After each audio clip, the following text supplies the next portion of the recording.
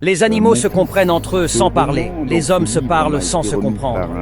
Nous vivons dans un monde où les funérailles comptent plus que l'homme mort, le mariage plus que l'amour et le physique plus que l'intellect. Nous vivons dans la culture de l'emballage qui méprise le contenu. Parfois, sur un simple malentendu, les gens te révéleront ce qu'ils pensent réellement de toi. Arrivé à un certain âge, le seul cadeau qui peut faire plaisir, c'est la paix du cœur.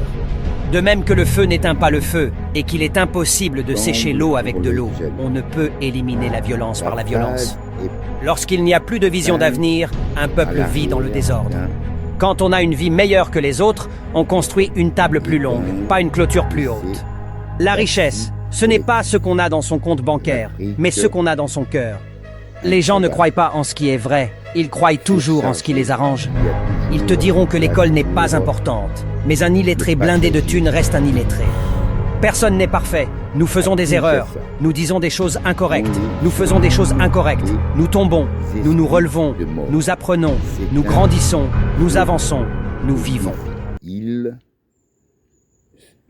sobre ceux qui se moquent du vieux bus qui, malgré les kilomètres et les accidents, une interprétation très personnelle du code de la route continue d'avancer, à l'image du Congo. Pendant 4 ans et demi, Sidney Jados y a travaillé d'abord pour les ONG, auprès des enfants des rues de Kinshasa, puis dans le secteur privé de cette tribalisme, l'industrie de l'aide humanitaire, le néocolonialisme économique et tout ce que l'Occident croit comprendre d'un pays qu'il ne fait souvent que traverser, ni guide, ni réquisitoire, un témoignage, l'insulte parfois drôle, souvent dérangeant, sur ce qui fait de nuire et avancer une société que l'on dit immobile. Congo, Olanga, le Congo va gagner. Donc c'est ce roman-là qui est très charmant. Bon, il y a plein de passages, évidemment.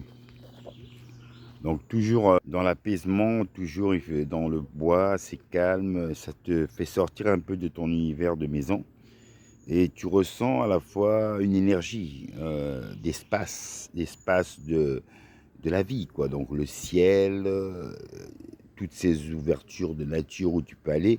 Et à la maison, on est renfermé entre 4 murs et un plafond, comme une prison. Donc, agréable d'avoir, on dire, le confort de chaque être humain dans une civilisation, c'est avoir un toit sur sa tête. Mais quand il fait beau, tu as envie de partir, t'évader. Tu peux prendre ton pique-nique, manger dehors, écouter ton GSM 24 heures sur 24 heures. Donc je prends plaisir de cet accompagnement avec le ciel. Voilà. Et les oiseaux qu'on peut entendre ici, là. Ah, voilà. Les canards aussi.